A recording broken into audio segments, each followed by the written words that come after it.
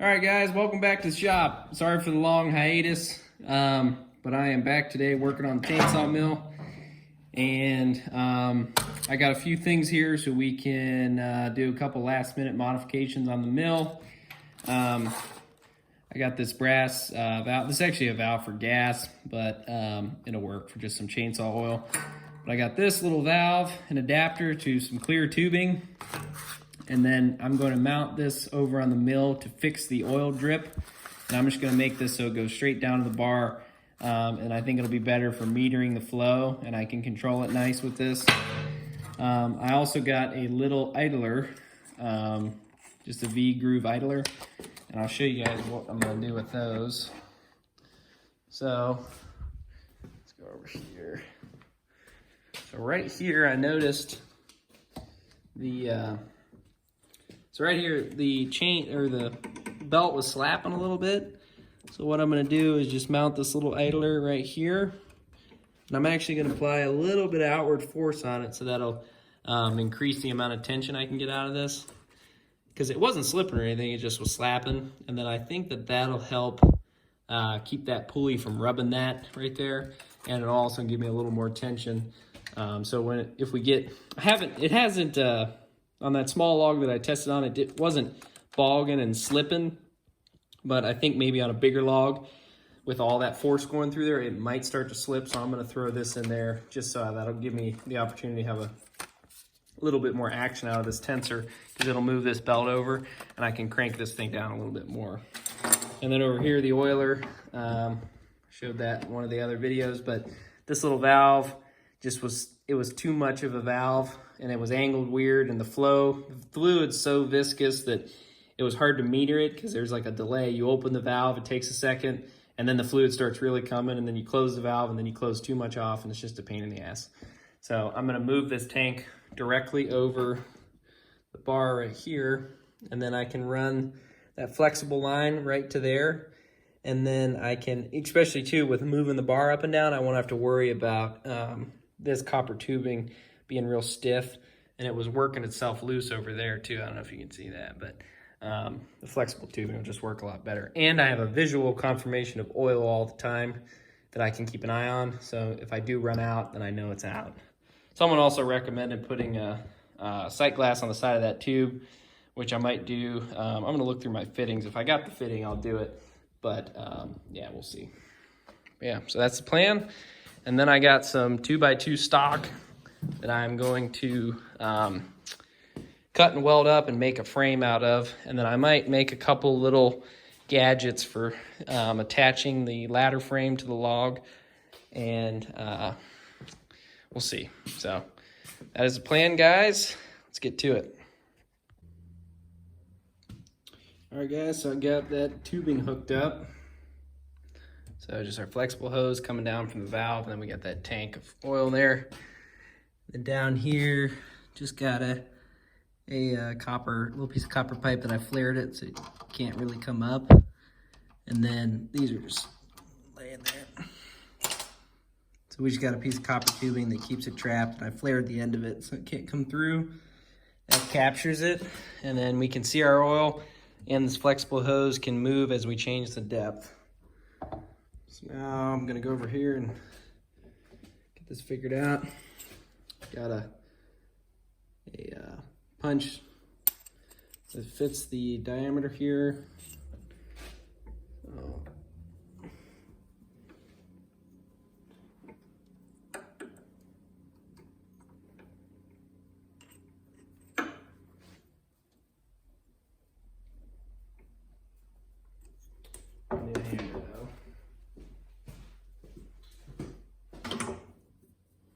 So I got a punch with that. You don't want to, those hole punches there, you don't want to really hammer those things down because the points will wear out. They're cheap, so I just do a light one, and I come back and punch it for real. Oh, now we got our punch hole. I'm gonna go grab a drill.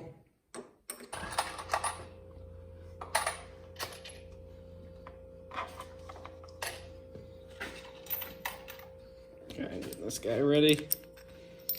So now what I should do is go on the lathe and turn a bush to bring this up to the right height, but I really just want to get this thing together and get it running. So I'm just kind of being a little bit fast here and putting some washers on it, even though it looks kind of shabby. I might go back later and, you know, do it for real, do it right.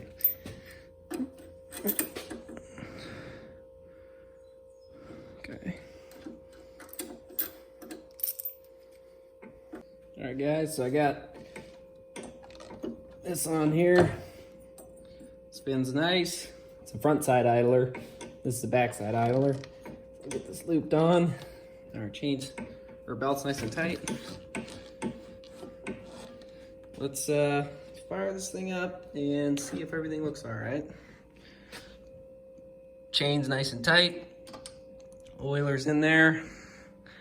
Let's make sure everything's clear in the bar here.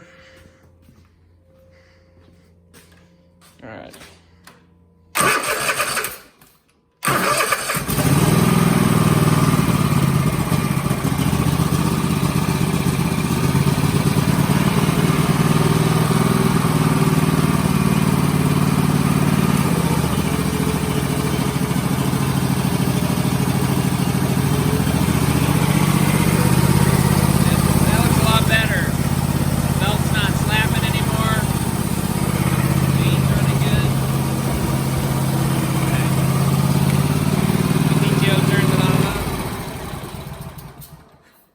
So that looks a lot better. We got that on there. The belt's not slapping anymore, and it holds it nice and tight.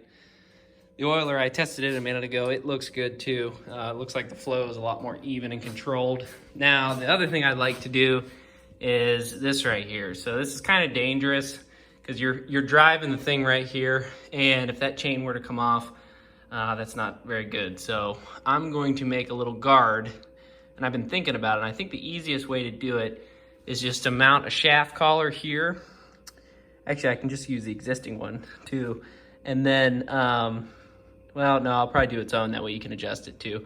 But I'm gonna put a shaft collar on here with a little rod coming off and then make a guard.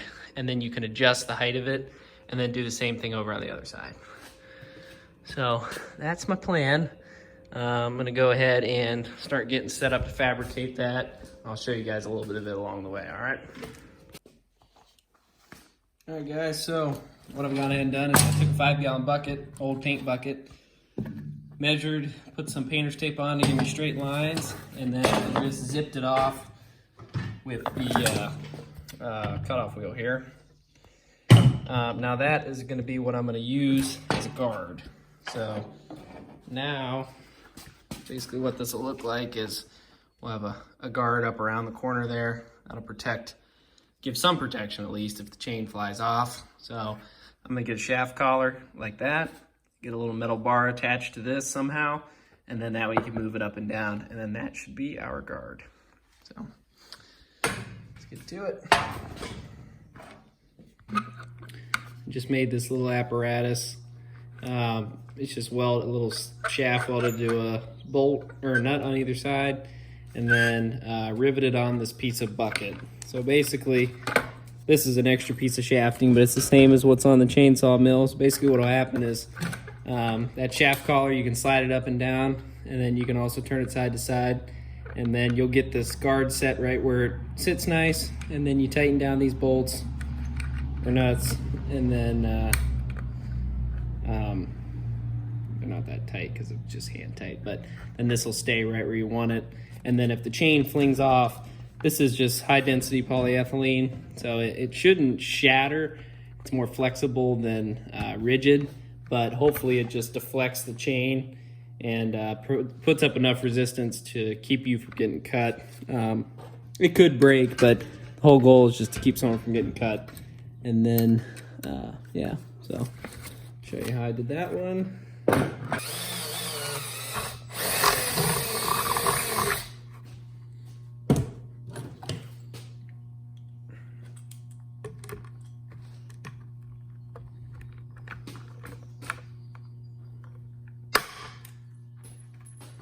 All right, so that should give us a little bit of protection over just the chain slinging off. So now I'm going to clean these up a little bit, maybe hit them with a coat of paint, and then I'll go ahead and install them on the mill over there. All right, guys, first is some limbs off the big tree. Got the skid loader over here. This thing's damn near 5 feet in diameter. Fell over about 2 years ago, and that's what stemmed this whole chainsaw mill project, was this tree. So one of the biggest trees on the farm here. Grew up playing it as a kid and didn't want to see it go to waste. It's actually, this is only half. The other half is just as big. Fell over that way a couple years before this one came down. And I'm sure the video doesn't do it justice, but like, there's my hand in relation to the whole tree. It is huge. So pretty sketchy arborist work here. I got a couple of the big limbs off. Some were pinned up in the tree. This one over here is kind of pinned up in the tree, and I'm trying to just get it down one piece at a time until I believe it's kind of resting on this one and this one back here. So, or that and that. I don't know if you can see my finger, but I think it's resting on those. So I'm gonna try and get off all this big stuff up above. You can see that one over there is pinned up in the tree too. So I'm just kind of chipping away at it, trying to get it to a little bit more manageable size. Because I don't have equipment big enough to move that whole trunk. So once I get all these off and I got it just resting, it's also still kind of attached to the stump. So I'm gonna have to break out the big saw and either cut it off there, or I've even debated just cutting all these and then milling it off the ground and get it down to the point where I can move it with our equipment and then pick it up. But we'll see. I don't know. I haven't got that far yet. So, yep, just a little update though. Still cutting. This is a great big tree. I'm not even halfway yet, so.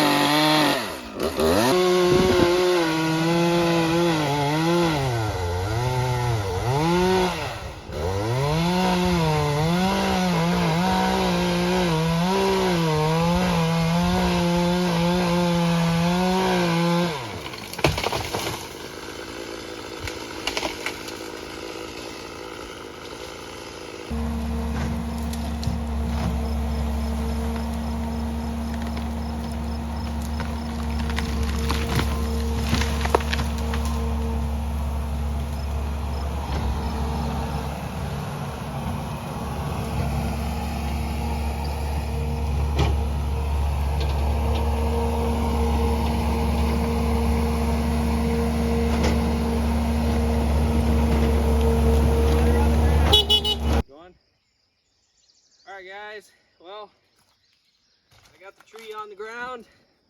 Today's the big day. I've been planning this since the other side fell down like 6 years ago, and this side's been down for 2 years. But it was pretty sketchy. I got all the limbs cut off. Got those stacked up over there. Pan over to show that. So we got all those over there. Now I got the big trunk on the ground. There she is. So plan is now I'm going to get some big equipment down here and try and yank it out of that hole. It's kind of laying in a hole right there. And then I'm going to figure out what I want to slab, where I want to cut it. I got to go get the big saw too, and then I'll saw it in pieces and then get it drug out of the hole. And I cleared this all out here, so we got nice open space here of dirt to work on. So I'll get those logs laid out here side by side, and then we'll bring the chainsaw mill in, set it on the mill, start shaving slabs off, and then I'll get the pallet forks on the skid loader, put the pallet forks on that bad boy, and then I'll pick them up with each slab with that and load it in a trailer. But we're down, there's a creek over here, there's a creek over here, so there's no great way to get trailers and stuff in here. I might be able to drag a trailer through that mud, I don't know, but it's pretty swampy. So it's probably gonna be just pallet forks on the Bobcat, one at a time, get them across, and then load them in a trailer and then take them out. Look at that stack of logs.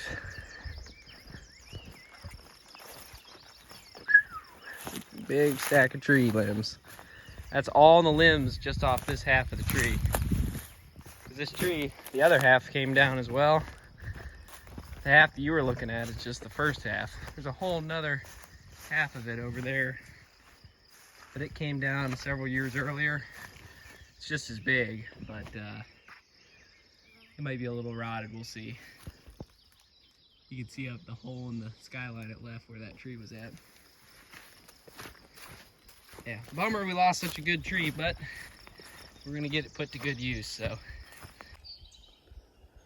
All right, guys, so I'm back here a couple days later. Got the old backhoe down in here. That was a fun ride. Got brakes sort of on one side, that's it.